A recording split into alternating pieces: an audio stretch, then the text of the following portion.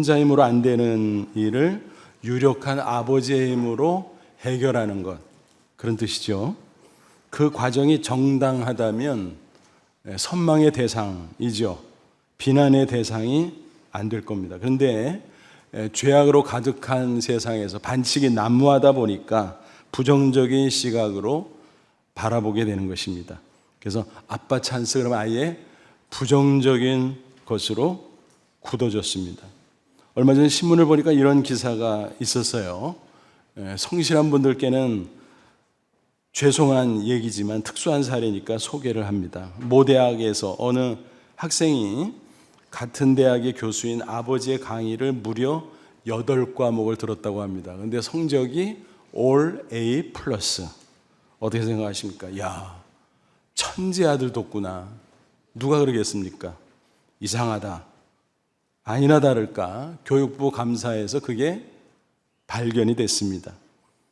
그런데 경고 처분으로 그쳤다는 것입니다. 그런 기사를 보면 어때요? 화가 나죠. 아니 저럴 수가 있나. 완전 아빠 찬스네. 그러잖아요. 주위 학생들 같으면 얼마나 어이없고 화가 나겠습니까? 그 기사를 보면서 이런저런 생각을 해봤습니다. 한편 그런 생각도 해봤어요. 반칙을 써서 문제지 훌륭한 아버지를 둔 게 뭐 잘못인가? 그렇잖아요. 정당하게 살아간다면 오히려 부럽지요.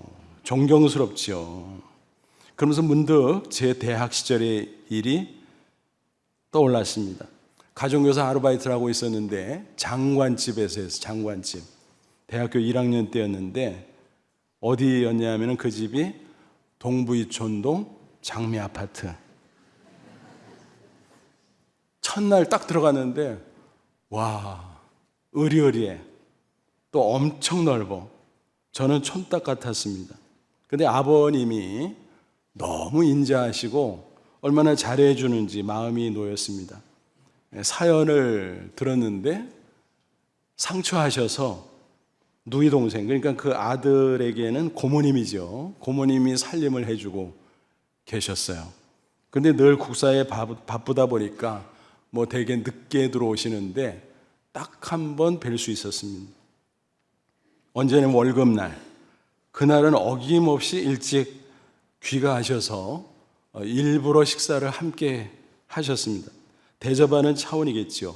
그리고 그때는 송금이 아니라 현찰이잖아요. 그래서 두둑한 봉투를 챙겨서 정중하게 건네주면서 선생님, 한 달 동안 정말 수고 많이 하셨습니다. 너무 감사합니다. 고개를 숙여가면서 그렇게 주었습니다. 그 모습을 보면서 얼마나 감사하기도 하고 몸둘 바를 모르는지 존경심이 저절로 생길 수밖에 없었죠. 그때 제 나이가 20살. 그림을 한번 그려보세요. 제가 얼마나 황송했을까. 그러면서 한편 그런 생각이 들었습니다. 야, 부럽다. 저렇게 인자하고 훌륭한 아버지를 두고 있는 저 아들이 부럽다. 그도 그럴 것이 저는 아버지가 그 전에 돌아가셨거든요.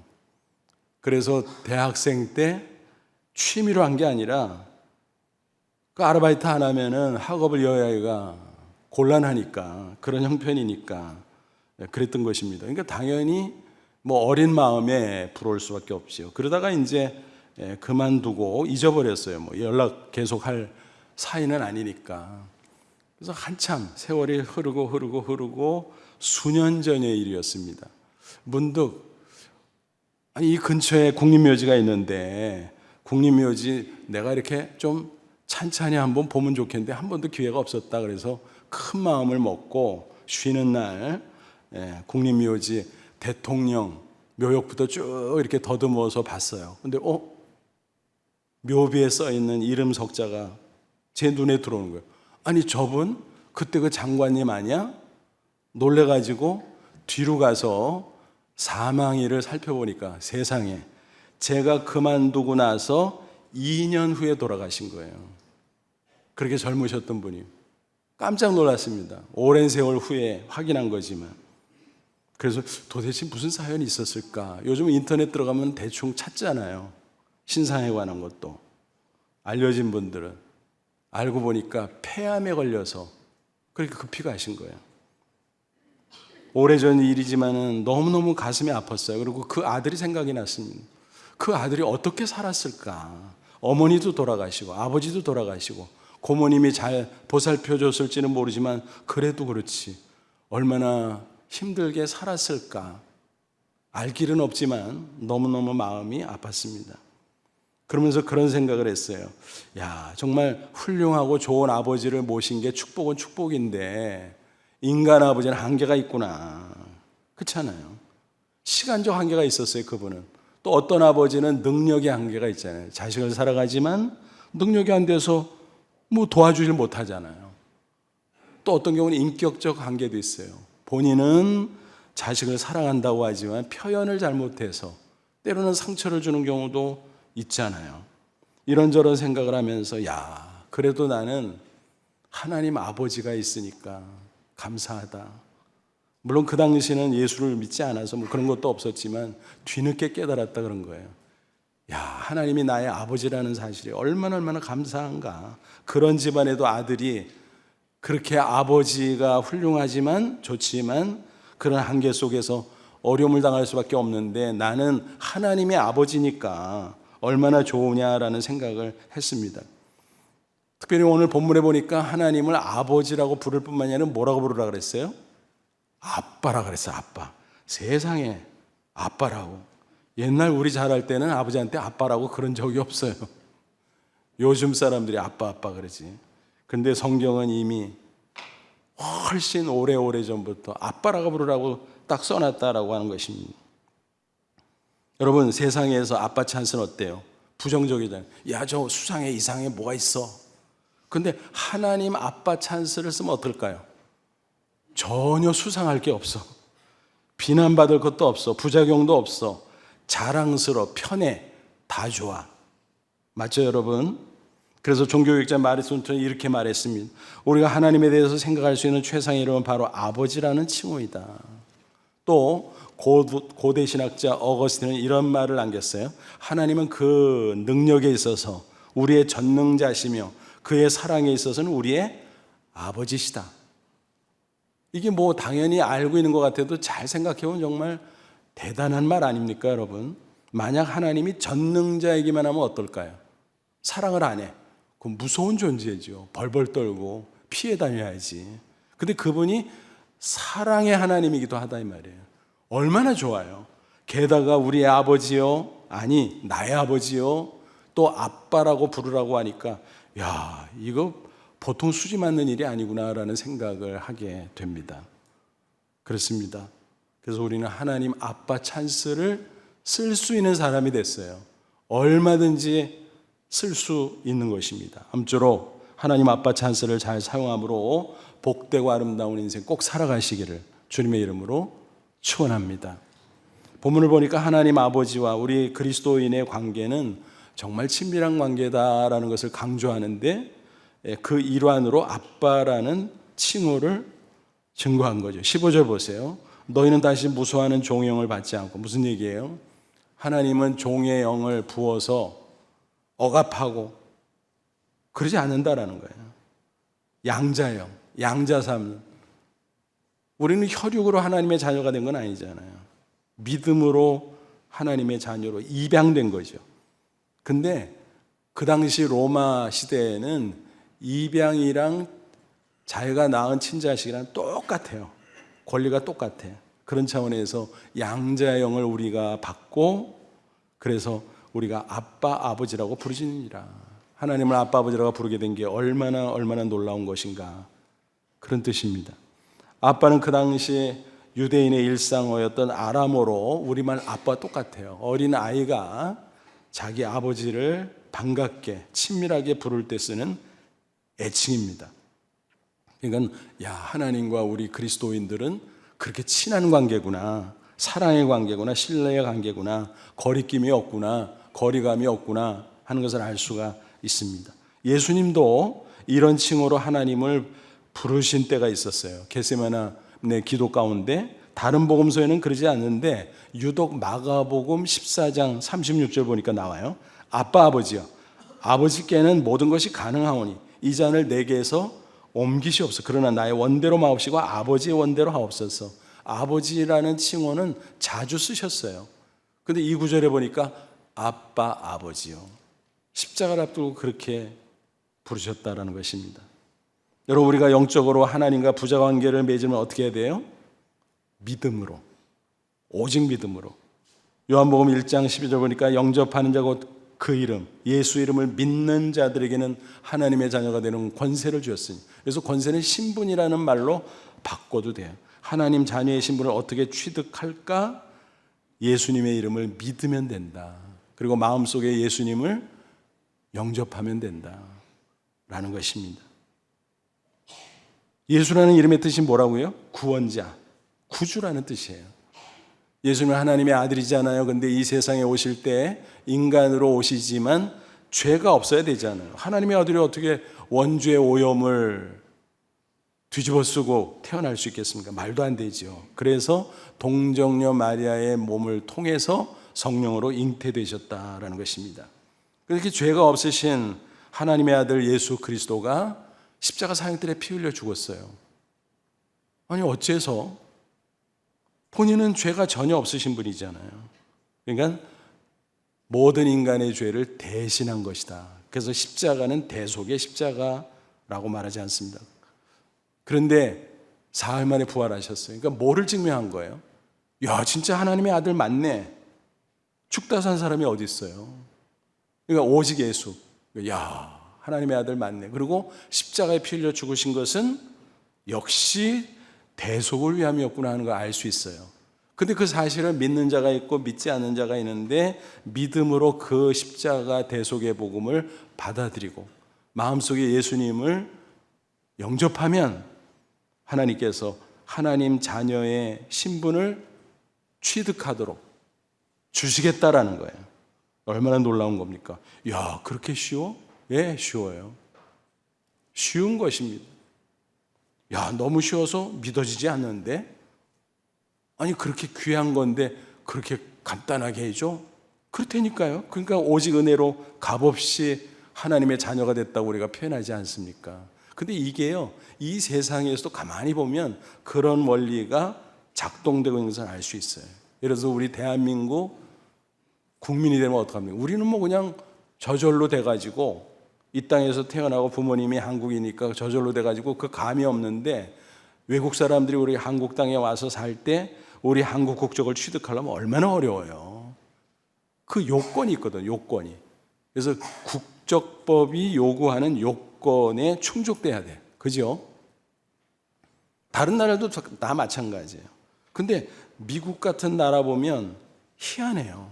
각 나라마다 다른데 그 나라는 희한하게 뭐 미국인의 자식으로 태어나면 당연한 거겠고, 근데 놀랍게도 그게 아니라도 미국 땅에서만 태어나면 무조건 아무것도 안 따지고 미국 시민권을 부여한다라는 거예요. 와, 미국에서 신분 문제가 해결되지 않아서 불법 체류에서 얼마나 많은 사람들이 고생하는데, 영주권 따기가 얼마나 힘든데, 시민권 따기가 얼마나 많은데 힘든데, 그 땅에서 야, 그냥 태어나면 줘. 태어나면. 야, 그건 너무 쉽잖아. 쉬워도 자기네 국적법인데 뭘.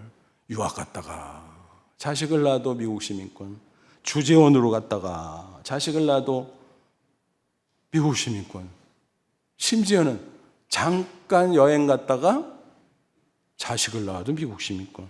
야, 뭐 이렇게 쉬워. 쉬워도 자기네가 그렇게 한다는데 누가 뭐라 그래요? 자기네 마음이지. 여러분, 천국 국적법이 그런 거예요. 예수님을 나의 구주로 믿으면 오케이, 너 오늘부터 하나님 자녀 천국 백성이야. 누가 인정해줘요? 하나님이 인정해줘. 하나님이 인정하는데 누가 뭐라 그러겠어요? 그러니까 쉽지만 확실한 것입니다. 다른 방법은 없어요. 인간적으로 뭐 노력을 한다, 뭐 고행을 한다든지, 어떤 종교처럼 금욕을 한다든지, 또 뭐 수양? 여러분, 죄인이 수양해봤자 죄인이지. 여러분, 돌을 아무리 닦아도 뭐예요? 돌이지 뭘. 조금 반짝반짝 빛나는 돌이지. 수양해봐요. 약간 괜찮아 보이는 죄인이에요. 별거 아니에요. 그럼 세습으로 되나? 부모 따라서 저주를 아니요. 혈통으로 세습으로 되지 않습니다. 어떤 인간적인 노력과 조건으로도 안 됩니다. 오직 예수 그리스도의 대속의 십자가를 믿는 그 믿음 한 가지로 된다라는 것입니다. 저와 여러분 한번 점검해 보죠. 예수 그리스도 하나님의 아들, 나를 위해서 십자가에 죽었다 부활하신 분인 줄로 믿습니까? 내 마음속에 계세요? 여러분 확인하십시오. 야, 난 하나님 자녀 됐어. 천국 백성 됐어. 그럼 나도 하나님 아버지 부를 수 있고 심지어는 아빠라고 부르라 그러네. 맞습니다. 여러분 이게 얼마나 좋고 또 사실은 자연스럽게 나오는 거예요. 육신적으로 보세요. 아기가 태어나요. 제일 먼저 하는 말이 뭐죠? 엄마, 아빠. 근데 그 과정을 잘 보면 세계 만국 공통이야. 그래서 애들이 태어나서 입을 그냥 이렇게 떼면 나오는 소리가 뭐예요? 마, 빠. 그거죠. 각국의 언어를 보면 엄마, 아빠는 다 그 소리가 들어가요. 그래서 새내기 부모들이 어린아기를 들여다보다가 어느 날 입을 딱 뗐어. 그냥 입 뗀 거야 사실은. 정확한 발음이 아닌데도 아빠는 뭐라 그래요? 야, 아빠라 그랬어, 아빠라 그랬어. 그 엄마가 옆에 있다가 아니 무슨 아빠라 그래, 엄마라 그랬지. 서로 그래요. 그러다가 시간이 흐르면 아기가 정확하게 엄마, 아빠 그러죠. 그거 가르친다고 되는 게 아니거든요. 본능적으로 되는 거거든요. 그래서 만국 공통이거든요. 그래서 이런 현상을 보면서 아, 인간의 언어는 원래 하나였구나. 성경이 말하잖아요. 창세기 11장 바벨탑 사건 이전에 그 이후에 인류가 흩어지면서 언어가 분화됐다는 거죠. 그래서 언어학자들이 거의 동의해요. 그것에 대해서는 인류의 언어는 하나였다. 거기서 다 갈라졌다라고 하는 거예요. 그런 걸 보면 야, 신기하다. 영적으로도 마찬가지다라는 거예요. 15절 보면 아빠 아버지라 부르짖느니라 그랬어요. 근데 어떻게 그게 가능한가? 성령께서 내가 믿음으로 예수님을 모시면 성령이 내 마음속에 와 계신 거야. 그러면 내가 자녀인 확신이 생기고 그 믿음을 고백을 하는 거예요. 예수님을 구주라고 고백할 뿐만이 아니라 하나님을 아버지, 심지어는 아빠 하고 부르게 된다라는 거예요. 그래서 여기서 부르짖다라는 동사가 있잖아요. 15절에 헬라어 성경 언어로 크라조라는 단어예요. 이건 그냥 뭐 큰 소리로 내는 그것만이 아니라 어떤 뉘앙스가 있냐면은 감격해서 환호하면서 외치다. 그런 뜻이에요. 그러니까 애들이 엄마 아빠 좋으면 어때요? 아빠, 엄마 그러잖아요. 바로 그거예요. 여기서 크라조라는 거. 여러분 이게요 어려운 것 같기도 하고 쉬운 것 같기도.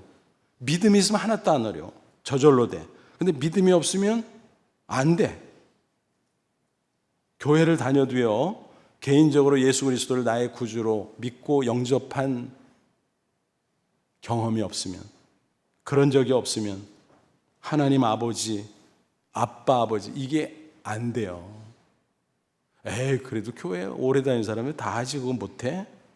근데 여러분 그런 분을 경험합니다. 더러더러. 오래전 얘기입니다. 어느 남자 성도가 병환이 나서 병원에 입원했어요. 그래서 이제 갔어요. 신방을 병원으로, 병실로. 그래서 이렇게 대화를 좀 해야 되잖아요. 뭐 가자마자 기도하고 그런 거 아니잖아요. 그래서 대화도 하고 좀 여쭤보기도 하고 병세가 어떤가. 근데 얘기를 해보다 보면 어때요? 아, 이분의 신앙의 상태가 어느 정도다 하는 게 판단이 되잖아요. 그래서 제가 직감적으로 아, 이분은 예수님을 개인적으로 믿고 영접한 분이 아닌 것 같은데. 그래서 이제 이런저런 얘기를 좀 자꾸 돌려서 여쭤봤어요. 그랬더니 그 얘기 도중에 본인이 스스로 얘기를 하더라고요. 뭐라고 하냐면은 다른 식구들은 다 하나님 아버지를 하는데 저는 하나님 아버지가 안 나와요. 그래요? 제가 속으로는 그러면 그렇지. 그래서 그러면 어떻게 해야 됩니까? 처음부터 복음을 쫙 전했어요.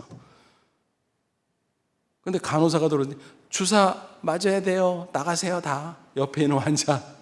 그래서 다 나가려는 거 어떻게 해요? 나가야지. 중간에 끊겨가지고 나갔어요. 그래서 어떻게 포기할 수는 없다. 예서 말 수는 없다. 그래서 복도에서 또 마무리를 막 했어요. 그랬더니 또 들어와도 된대. 그래서 또 들어가서 이제 마지막 마무리를 했어요. 그래서 쭉 설명하고 예수님을 영접하는 이런 거라고 결심 기도에 대해서 설명하고 하실래요? 그러니까 한대. 그럼 성경책 손 얹고 저도 손 얹고 제가 하는 대로 따라서 하세요. 근데 진심으로 하셔야 돼요. 그래서 따라서 했어요. 아멘, 아멘 했어요. 그리고 그러면 이제 성경에 약속한 대로 하나님의 자녀가 되신 거예요. 한번 하나님 아버지 불러보세요. 그랬더니 하나님 아버지! 그러더라고요. 복도에 다 나가서 있었기 때문에 딴 분들이 구경했잖아요. 그러니까 그걸 다 보고서 막 웃더라고. 그런 경우도 있어요.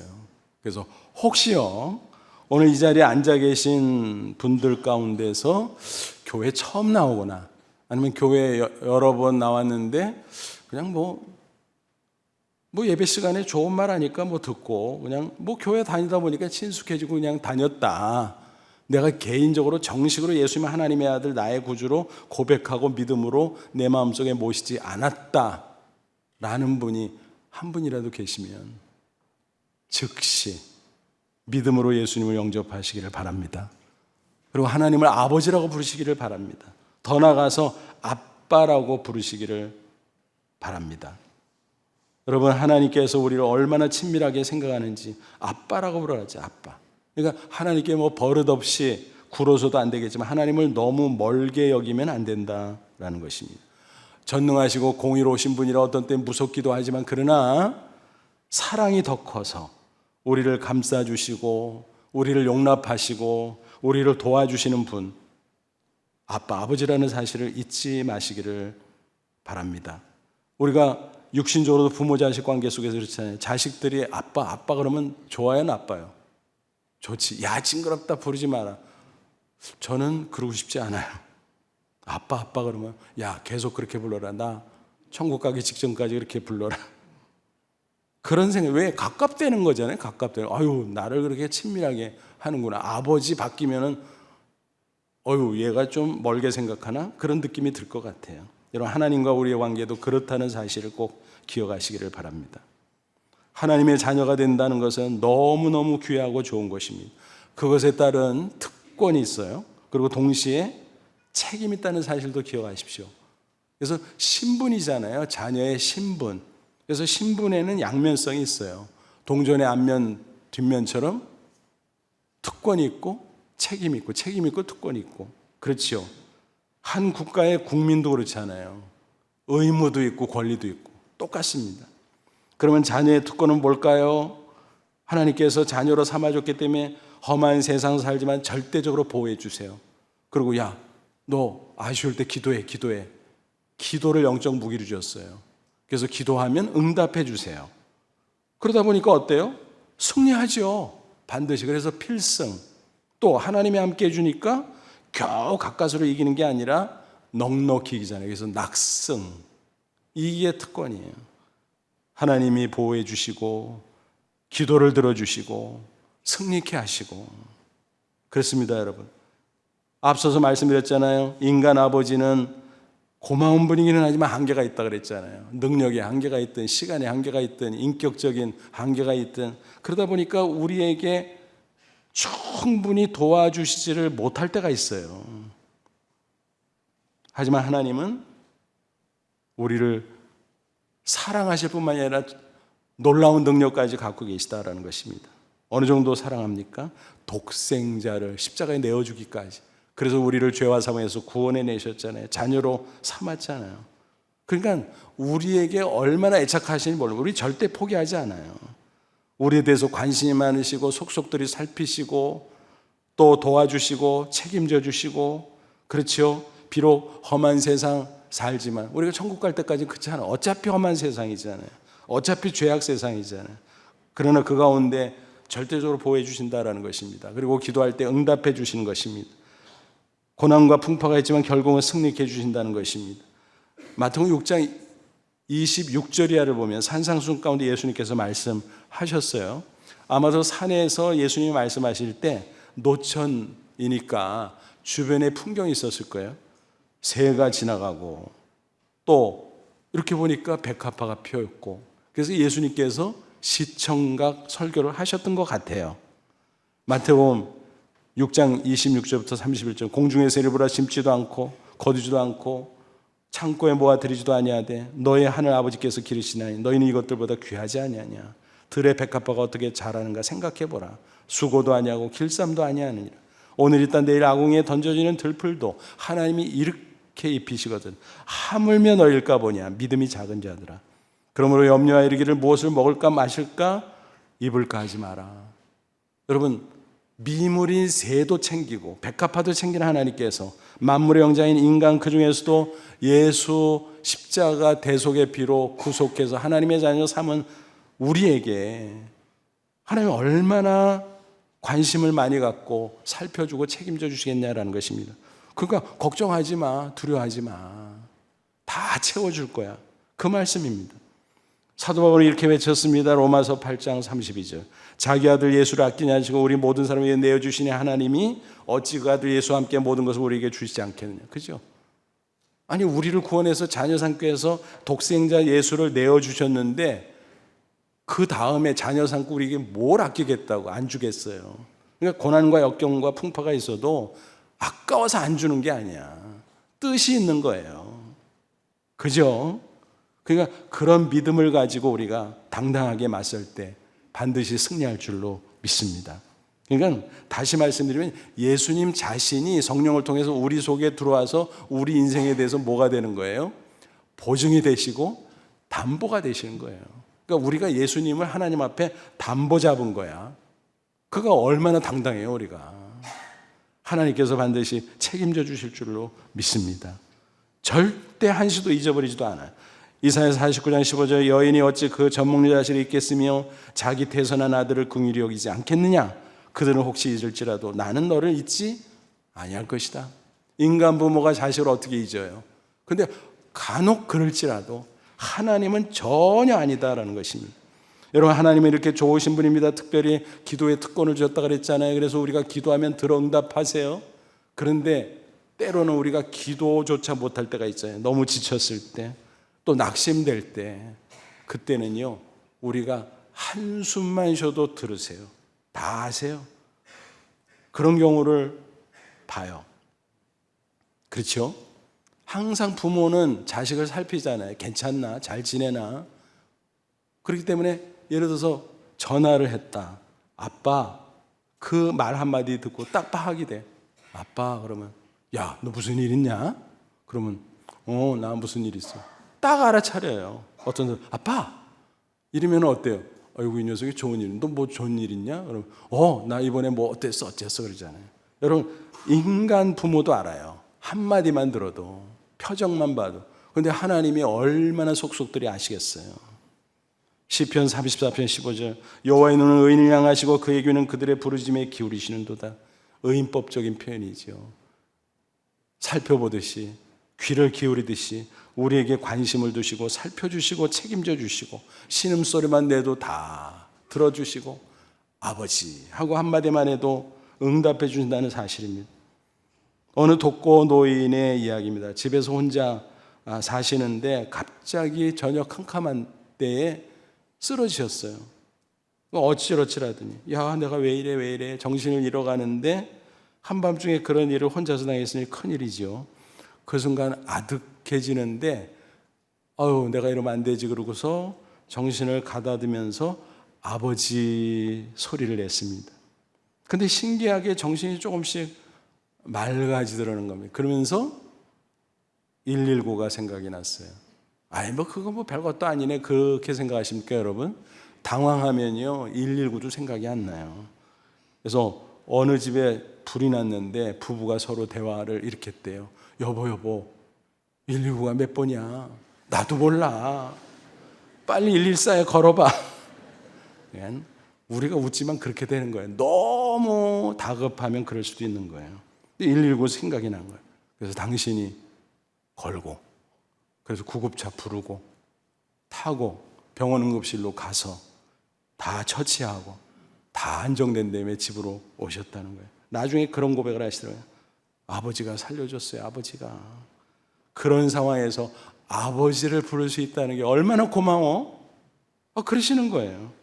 맞잖아요, 여러분. 막막해도 아버지는 부를 수 있습니다. 그럼 하나님께서 응답해 주실 줄로 믿습니다. 그러니까 승리하는 거예요. 보호해 주시고 기도 응답해 주시고 승리케 해 주시죠. 사도 바울이 얼마나 고난을 많이 당했습니까? 그가 계시받은 진리로도 말씀하지만 자기의 체험으로 말씀하는 거예요. 로마서 8장 35, 37절 누가 우리를 그리스도의 사랑에서 끊으리요 환난이나 공고나 박해나 기근이나 적신이나 위험이나 칼이랴 그러나 이 모든 일 우리를 사랑하는 이로 말미암아 우리가 넉넉히 이르니라. 반드시니까 필승, 넉넉히니까 낙승. 또 답답하고 힘들고 당장 그래도 나중에 지나가 보니까 어휴 하나님께서 이렇게 하려고 그러셨네. 종합 우승. 로마서 8장 28절 우리가 알거니와 하나님을 사랑하는 자고 그 뜻대로 부르심을 입은 자들에게는 모든 것이 합력하여 선을 이루느니라. 그러므로 부디 아빠 찬스, 세상의 아빠 찬스가 아니라 하나님 아빠 찬스를 잘 활용함으로 당당하게 승리하는 저와 여러분 되시기를 축원합니다. 또 뭐라 그랬어요? 특권도 있지만 책임도 있다 그랬잖아요. 자녀가 됐으니까 하나님 아버지를 잘 따라야 되잖아요. 그분의 뜻에 순종하고.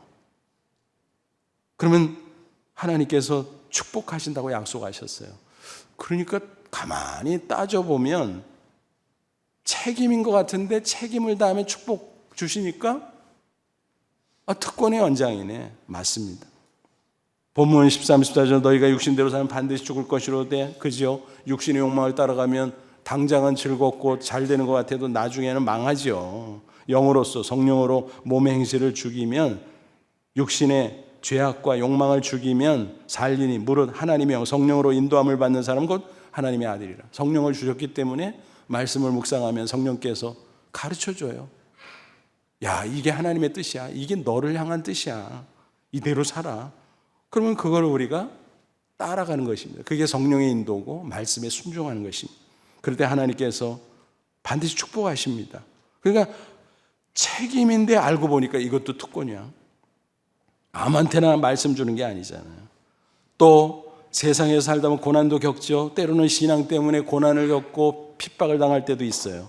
그러나 우리가 그것을 인내하고 또 하나님의 영광을 빛내고 또 우리를 구원한 이 복음을 위해서 헌신한다면 하나님이 또 우리에게 하늘의 상을 주신다고 약속하셨어요. 그러니까 이것도 책임인 줄 알았는데 특권의 연장이네. 그렇지 않아요.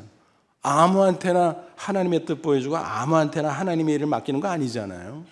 우리니까 맡기는 거지. 우리니까, 자녀니까.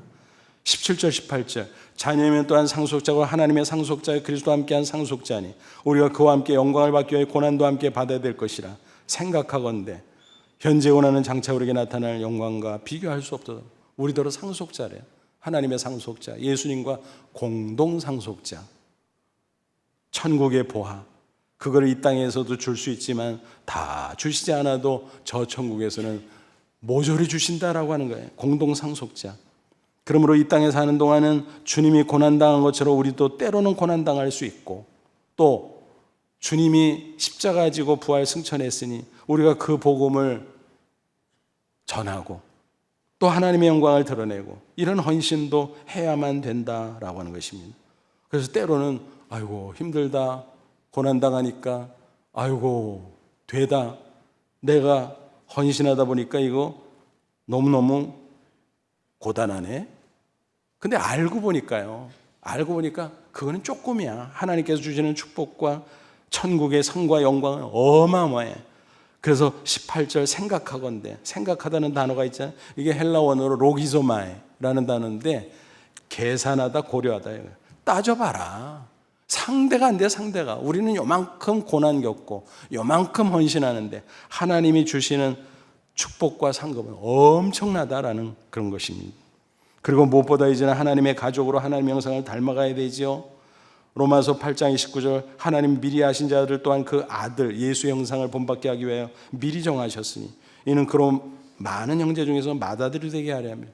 하나님의 로얄 패밀리, 하나님 아버지가 계시고 예수님 하나님의 아들이면서 우리 믿음으로 하나님의 자녀된 자들의 머리시죠. 그래서 맏아들이라 그랬어요. 그러니까 우리가 영적으로 형님 불러도 돼요. 주님 불러도 되고. 얼마나 놀라운 일입니까?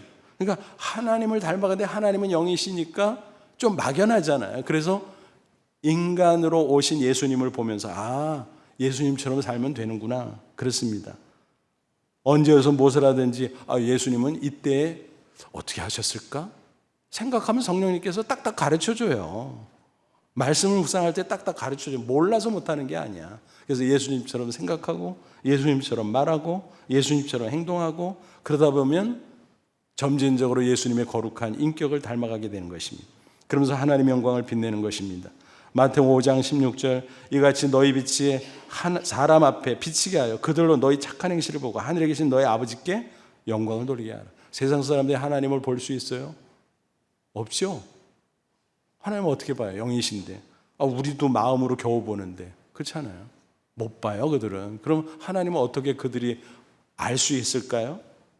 먼저 믿는 하나님의 자녀들을 통해서 저 사람들 보니까 좀 달라. 빛이 반사되는 거예요. 그렇구나. 그 빛의 반사, 그게 착한 행실이라고 그랬잖아요. 예수님을 닮은 인격이잖아요. 그걸 보고 하나님이 계시는구나. 예수님이 하나님의 아들이 맞는가 보다. 그렇게 느끼게 되고 그들이 하나님께로 나오는 길이 열리게 된다라는 것입니다.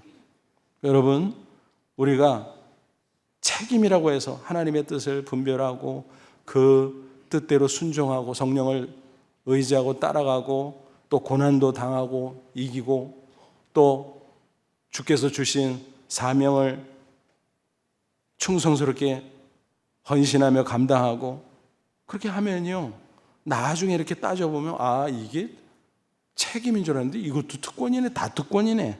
다 자녀의 특권이에요. 저는 그렇게 살 수 있기를 바랍니다. 여러분, 일본은 우상이 많기로 유명한 나라잖아요. 요즘 시끄러운데 그 얘기는 아니고 복음화율이 엄청 낮잖아요. 그런데 그리스도인들 가운데는 훌륭한 분들이 제법 있어요.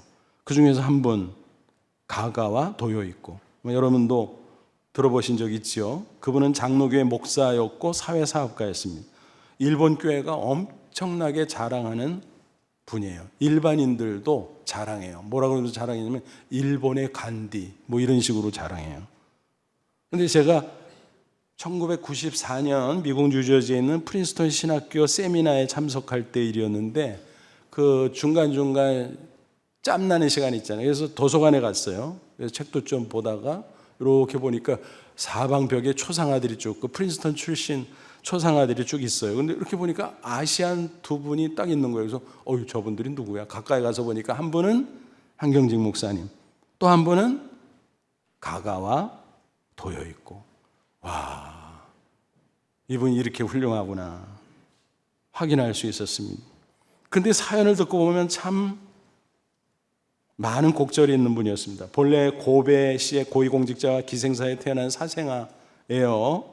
어린 시절 얼마나 부끄러웠겠습니까? 인생을 비관했어요. 그러던 중 12살 때 복음 전도단이 지나가면서 외칩니다. 주 예수를 믿으십시오. 그리하면 하나님의 자녀가 됩니다. 여러분 예수 믿으세요. 근데 그 소리가 귀에 딱 들어왔어요. 그리고 꼭 수만 볼트 전압에 감전된 것 같지만 찌릿했습니다. 야, 이게 뭐지? 하나님의 자녀? 하나님의 자녀? 난 아버지가 없는데 하나님의 아들이 된단 말이야? 너무너무 기가 막힌 소리를 들은 거예요. 그래서 쫓아가서 그 외친 사람한테 물어봤어요. 진짜요? 그러니까 뭐가 진짜요? 예수 믿으면 하나님의 자녀가 되냐고. 그럼요. 우리가 외쳤잖아요. 그래요? 그러면 예수님에 대해서 설명해 주세요.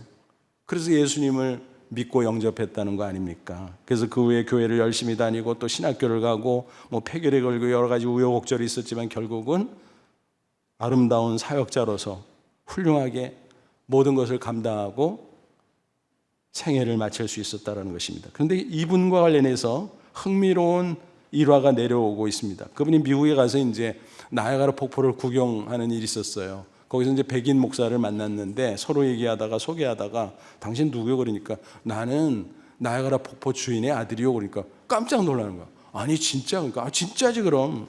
그러면 돌아오는 주일 우리 교회 와서 설교 좀 하셔. 말씀 좀 전해 주셔요. 그렇잖아요. 엄청난 강사잖아요. 딱 잡아야지. 버팔로에 있는 교회인데 오시라고. 그래서 약속을 했어요. 그러니까 이 백인 목사가 얼마나 좋아요. 그래서 동네방네 다 광고 붙이고, 그러니까 본교인 또 안 믿는 사람까지 막 꽉 찼어요. 예배당에. 그때 강사를 소개합니다. 오늘 광고 드린 것처럼 여러분에게 나야가라 폭포 주인의 아들을 소개합니다. 그러는데 강단에 올라가는 거 보니까 아시안인데 키도 조그맣고 볼품도 없고, 에이 이게 뭐야? 그 사람들이 막 웅성웅성 그리고 여기저기서 막 소리를 내기 시작하는 겁니다. 근데 전혀 기죽지 않고 가운데 딱 서더니, 여러분 나야가라 폭포 주인의 아들입니다. 맞습니다. 여러분 나야가라 폭포 주인이 누구라고 생각하십니까? 하나님 아닙니까? 난 하나님 자녀입니다. 그러니까 맞잖아요. 여러분도 마찬가지입니다. 나야가라 폭포 주인의 아들, 딸들입니다. 다. 그러니까 사람들이 막 폭소를 터뜨리면서 막 박장대소하고 막 웃으면서 마음이 확 열려버렸어요. 그래서 집회를 잘 마쳤다는 그런 이야기가 전해지고 있습니다. 여러분, 그분이 그렇게 영적인 배심이 있었던 거예요. 나는 이래봬도 하나님 자녀야. 하나님 아들이야. 하나님 내 아빠, 아버지란 말이야. 그러니까 과거의 그 비관적인 인생을 떨쳐버리고 당당한 인생을 살아갈 수 있었고, 또 주께서 주신 아름다운 사명을 능히 감당하고도 남을 수 있었다라는 것입니다. 여러분, 얼마나 멋져요. 여러분, 하나님을 아빠 아버지로 모시는 자는 이렇게 복되고 아름다운 삶을 살게 될 줄로 믿습니다. 아무쪼록 오늘 말씀을 마음속에 새기고, 세상의 아빠 찬스 쓰면 비난받을 수도 있지만 하나님 아빠 찬스 받으면 전혀 안 그래요. 부작용 없어요. 오히려 하나님께 영광을 돌릴 수 있습니다. 부디 그런 삶으로 꼭 승리하시기를 주님의 이름으로 축원합니다. 기도하겠습니다. 이 말씀 붙잡고 기도하자. 하나님, 그래서 예수 믿고 하나님의 자녀 되게 해준 거 감사합니다. 나는 하나님의 아들, 나는 하나님의 딸, 하나님 아빠 아버지라고 부르게 하셔서 감사합니다. 아빠 아버지 감사합니다. 성령을 보내주셔서 감사합니다. 내 인생을 붙잡아 주시고 이끌어 주옵소서. 하나님 아빠 찬스 쓰면서 당당하게 승리하고 주의 영광 빛내게 하옵소서. 다 같이 간절한 마음으로 잠시 기도합니다. 하나님 아버지 은혜를 진심으로 감사합니다. 이 시간 주의 말씀으로 우리를 권고하시고 깨우쳐 주시니 감사합니다. 아빠 아버지여 감사합니다. 나 같은 죄인 십자가 보배로 깨끗하게 씻어주시고 자녀 삼아주시고 성령을 보내셔서 날마다 광야 인생길, 험난한 인생길 지키시고 축복하시고 승리케 해주심을 감사합니다. 이제 당당하게 승리하기를 원합니다. 주께서 주신 뜻을 쫓아 살게 하시고 주께서 맡기신 사명 위에 충성을 다하며 살아가는 저희들, 그래서 복된 인생, 멋진 인생 살게 하여 주옵소서. 예수님의 이름으로 기도합나이다.